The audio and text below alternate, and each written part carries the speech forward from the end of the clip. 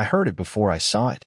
A metallic clink, sharp and final, like someone slamming a locker door shut. It echoed oddly through the morning fog that always drifted lazily over the creek behind my house.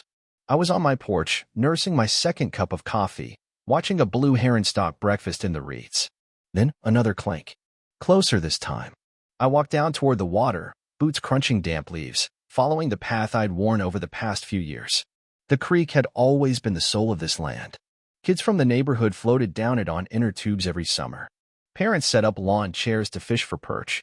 I even carved a few benches into the trees for folks who just wanted to sit and listen to the water. It wasn't much, but it was ours, quiet, unrushed, free. And now it had a fence.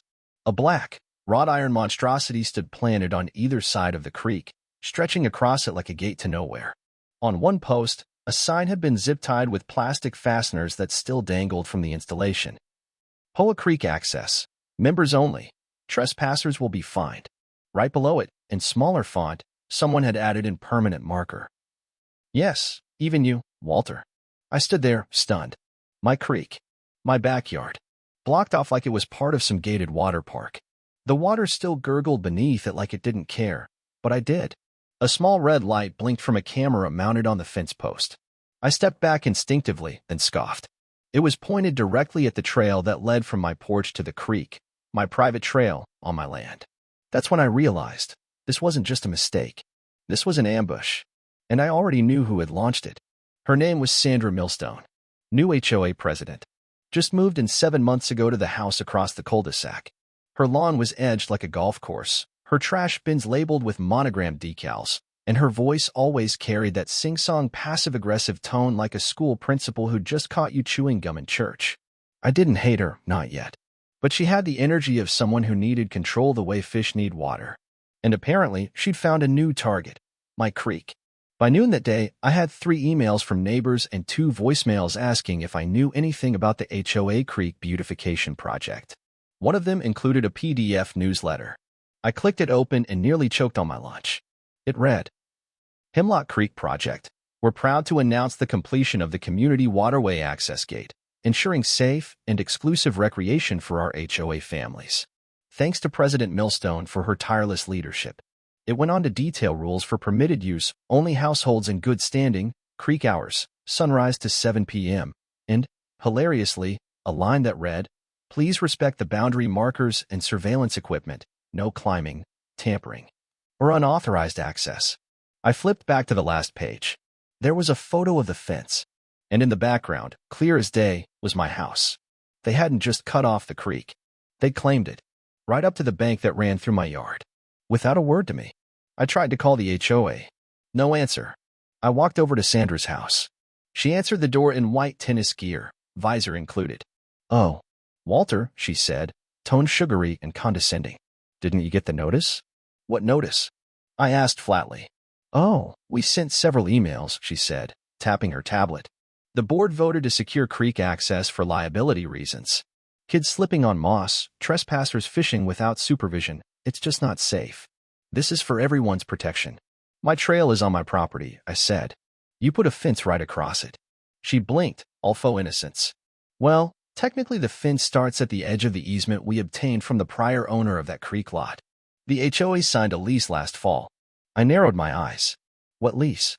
She gave me a smile as tight as her tennis shoes. The little parcel by the bend used to be part of the Jenkins estate. Since it wasn't deeded to any current homeowner, the HOA acquired a usage agreement. Perfectly legal, I assure you. I'd had enough. I turned to leave, but she called after me. Oh, and Walter? If you'd like to apply for access, there's a form online. Or just ask nicely. I didn't reply. I didn't apply. I went home and pulled every property record I had.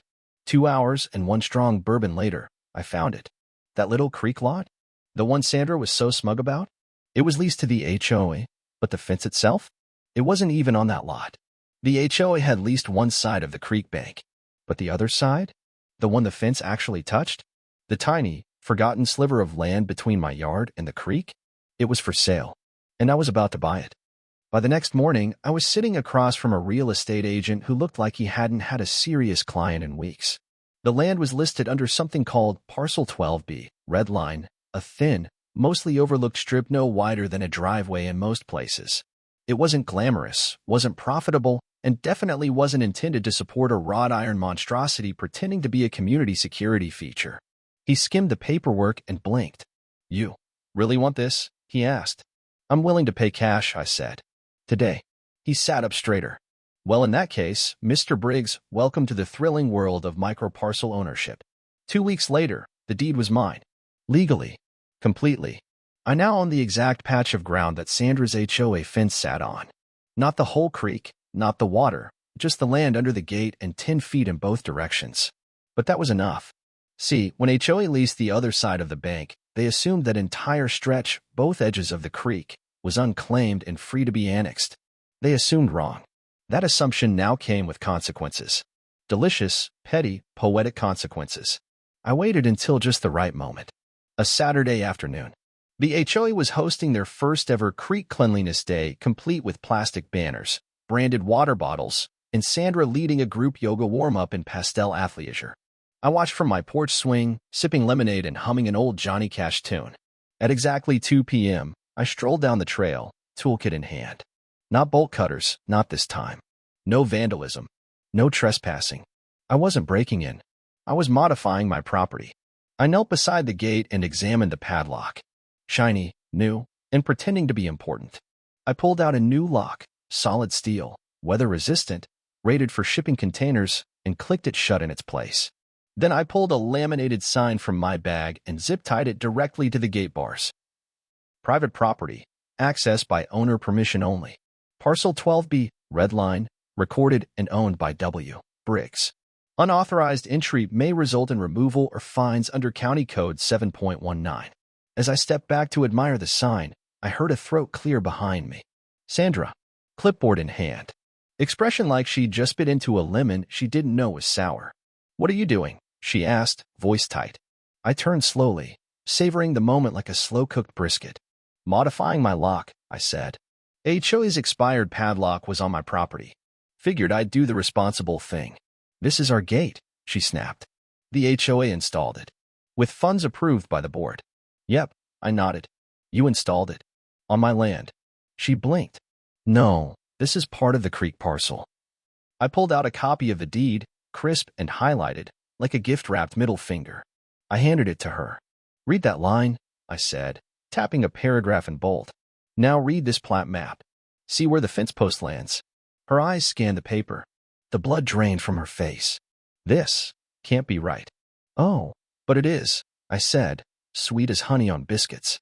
"And here's the best part. Since this gate was placed without owner permission, it technically counts as an unauthorized structure, which means I could have it removed."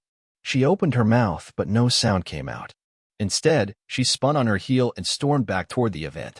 An hour later, chaos. Neighbors crowded around the gate, tugging at it, asking why their keys didn't work.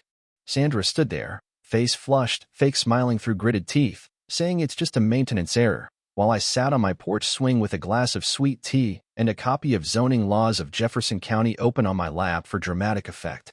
I could have ended it there. Could have left the lock, set up a hammock, and enjoyed my quiet victory. But Karen, excuse me, Sandra, didn't give up that easy. 2 days later, I received a letter. Then another. First, it was from the HOA board. "You've disrupted community morale with your actions and may be in violation of cooperative spirit guidelines." Then came the legal-sounding one. Per subsection 4B of the HOA Charter, any member interfering with designated shared zones may be subject to HOA arbitration or fines. My response? I stapled a copy of my deed to the return letter and wrote in bright red Sharpie. Cooperative this. I also installed a new feature. Right next to the gate, on my land, I placed a motion-activated camera and a solar-powered spotlight. It didn't record. I wasn't after evidence. I just wanted Sandra to know that I was watching now. And the game had just begun. I didn't expect silence. Not from Sandra. So when a whole week passed without another email, another letter, or another HOA violation notice about my lawn height or mailbox color, I knew something was up. Sandra Millstone didn't vanish. She plotted. Quietly. And sure enough, the silence didn't last. Because then came the boats. At first, I thought it was just some kids. A couple paddle boards floating lazily down the creek from upstream. I'd seen it a dozen times over the years, teenagers drifting through, sometimes with Bluetooth speakers and zero spatial awareness. But this wasn't that. 3 days in a row, I saw the same adults, docking at the bin near the edge of my property. They'd step out, picnic basket in hand, and just walk up the bank like they owned it. One afternoon, I caught a couple unloading a foldable table and chairs. I approached, curious. "Oh, hi there," the woman said brightly. "We're just setting up for the HOA's Creek Appreciation Picnic." I raised an eyebrow. "You know this isn't public parkland, right?" The man looked confused. "But Sandra said this whole stretch was common lakefront. There was a flyer." I sighed. "Did the flyer include a parcel number?" "No," the woman admitted. "Just said to follow the buoys." Buoys? I followed the creek upstream, and there they were. Bright orange, bobbing like clown noses on the water, strung together with netting. A makeshift floating fence, with laminated signs zip-tied every few feet. HOA Community Swim Area. Members only. No fishing. No outside crafts. No exceptions. I stood there in stunned silence. This woman had tried to fence me out of my own creek. When that failed, she tried colonizing the water. It was a bold move. It was also completely illegal. See, creeks and streams like this fall under navigable water laws in most counties. Unless otherwise specified, they aren't HOA-controlled. They're public domain, managed at the municipal or state level. I made one phone call. To zoning. A week later, a county official showed up in boots and a reflective vest, clipboard in hand. I watched from my porch while he examined the buoys, checked the water flow, took some photos, and then, delightfully, started pulling up the netting himself.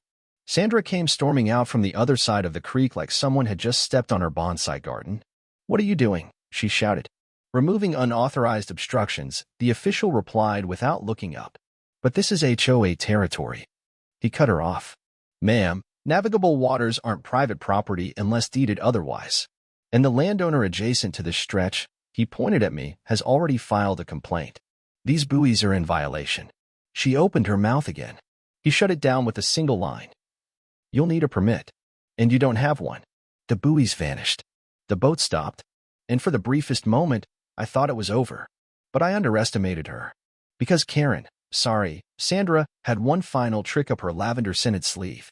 It came in the form of a HOA meeting agenda, leaked to me by none other than my neighbor's teenage son, Mason. "Thought you should see this," he said, handing me a folder like it contained state secrets. Inside were minutes from the most recent board meeting, printed out and highlighted by his mom, a former board secretary who'd grown increasingly disillusioned with Sandra's reign. There were several juicy nuggets. Sandra had proposed a motion to reclassify Parcel 12B, redline my land, as unofficial community green space. She floated a vote to annex it into HOA territory through historical use. She called my laminated sign a hostile action against cooperative governance. The kicker? She wanted to put it to a vote. As if the HOA could just vote their way into ownership of my land. That's when I knew. It was time to stop playing defense. Time to go nuclear. I called my old college buddy Brian, an urban planner with a specialty in historical zoning and land reclassification. Over coffee, I laid it out. I need to protect this strip. Permanently. No loopholes. No takebacks. He flipped through my plat maps and let out a low whistle. "Walter, you're sitting on a preservation jackpot." Turns out Parcel 12B was less than 6 feet wide in some places, and, thanks to its proximity to a protected waterway, qualified under the state's non-commercial riparian preservation clause. Which meant, if I applied properly, that land could be designated as an environmental habitat. Protected. Restricted. Legally off-limits to development, gatherings, or even temporary structures. Sandra hadn't just picked the wrong guy. She picked the wrong guy with zoning contacts. 2 weeks later, it was official. I stood at the edge of the creek with a brand-new county-issued sign in hand. Riparian Restoration Corridor.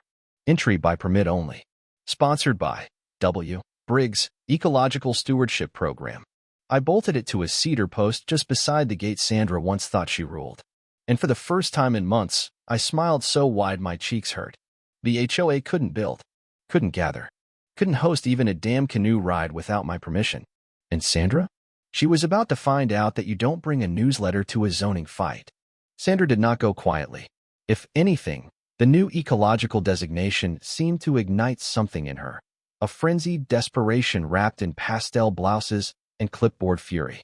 For the next few days, she patrolled the property line like a border agent, muttering into her phone, taking photos of trees, and occasionally crouching to inspect the soil by the gate like she expected to find contraband routes. I let her, because the walls were already closing in, and I didn't need to lift a finger. The first crack came at the next HOA board meeting. Stephanie, the board secretary, the one with sharp eyes and sharper sarcasm, showed up on my porch one afternoon holding a pie and a grin. "She's losing it," she said, handing me the dessert.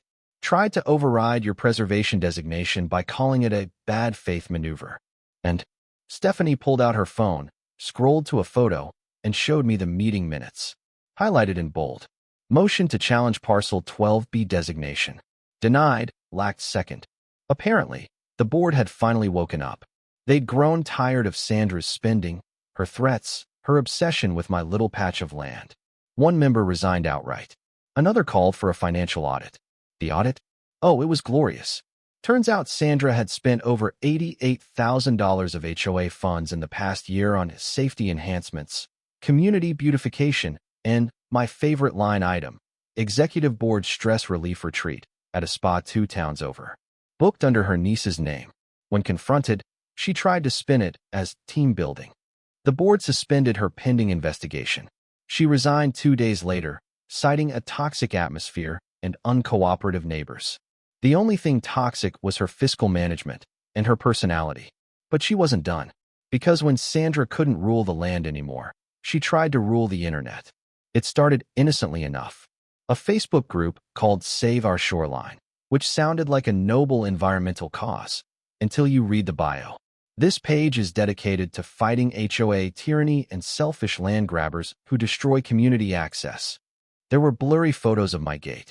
A close-up of my laminated sign with the words "Gate Goblin" photoshopped on it. Then came the YouTube videos. Oh yes, Sandra had a channel, with dramatic music, stormy sky overlays, and voiceover lines like, "This is the face of injustice. One man has seized what generations once shared freely."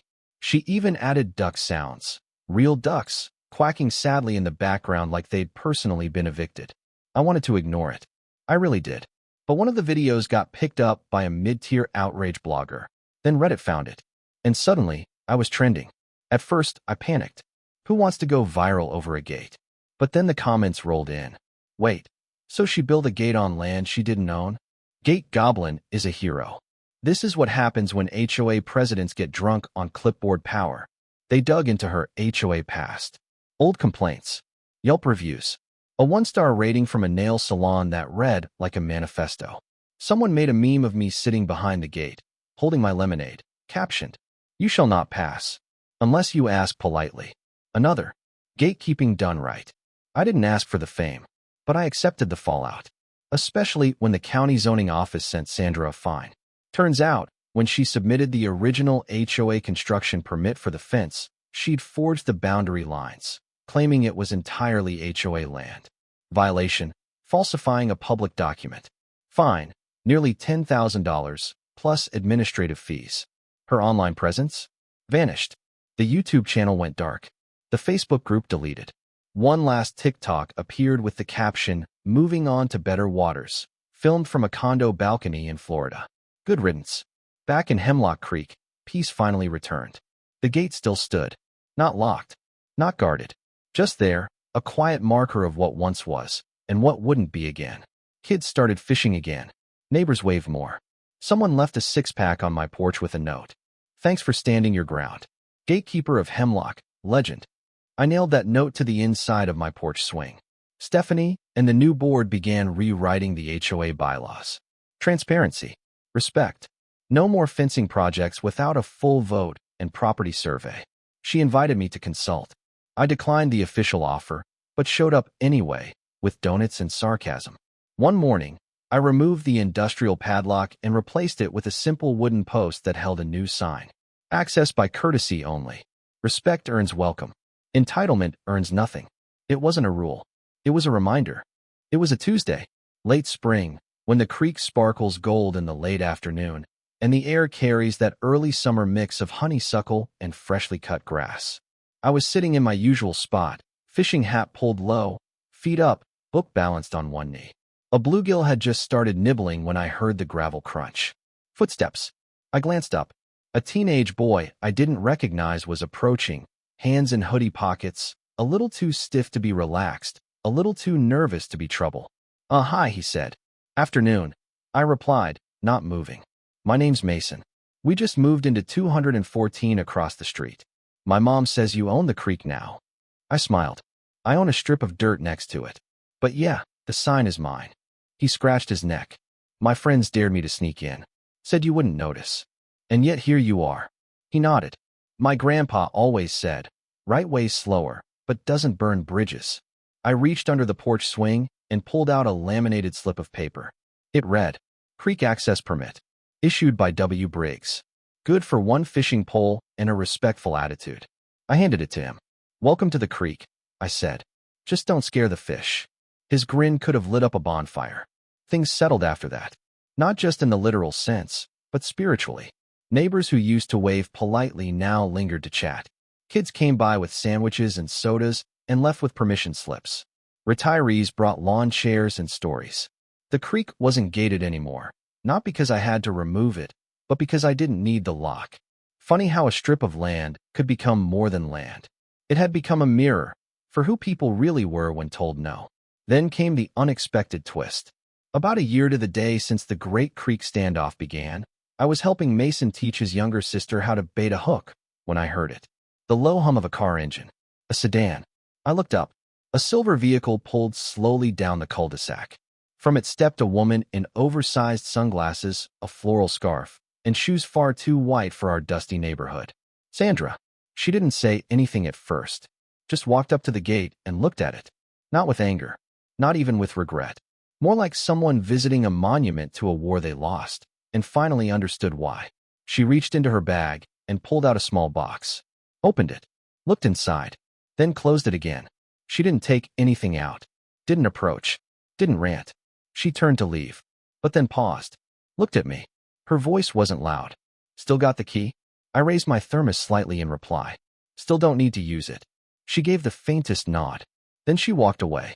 No fireworks. No breakdown. Just a woman who'd finally run out of battles. That night, we roasted marshmallows by the fire pit. Mason told a dramatic retelling of the gate war using stick figures and glowing pokers like swords. Neighbors brought pies and cider. Someone played guitar badly, but enthusiastically. Stephanie pulled me aside at one point. We're planning a Creek Appreciation Day, she said. It's going to be low-key, but the board wants to recognize you. I groaned. If you give me a plaque, I'm throwing it in the creek. She winked. Fine, but if you get one, it'll be carved from driftwood. A week later, I walked down to the gate for the last time. Not to guard it, not to fight, just to change it. I unscrewed the laminated sign. In its place, I nailed a smaller one. Handwritten. It read, Welcome. If you're here to enjoy the water, ask. If you're here to claim it, don't bother. That gate stayed open, still slightly crooked from years of wind and drama. Still rusty at the hinges. But it had become something else now. A symbol. 1 year later, they held a neighborhood event, Hemlock Creek Legends. Kids held up signs like, Thanks Gate Guy, and We Love the Dock. One of them had drawn me in a fishing hat, riding a duck like a cowboy. I didn't understand it, but it made me laugh. Stephanie handed me a plaque anyway. Real wood. Carved with. For standing ground, offering grace, and knowing when to open the gate. I kept it. Hung it in the hallway, right next to the original HOA violation notice Sandra once taped to my door. Irony ages well. So that's how it ended. With a gate that started as a weapon, became a trophy, and then quietly turned into a gesture. Because in the end, the best fences aren't made of iron. They're made of respect. And the best keys? They're the ones you give away. Freely. With trust. And a smile.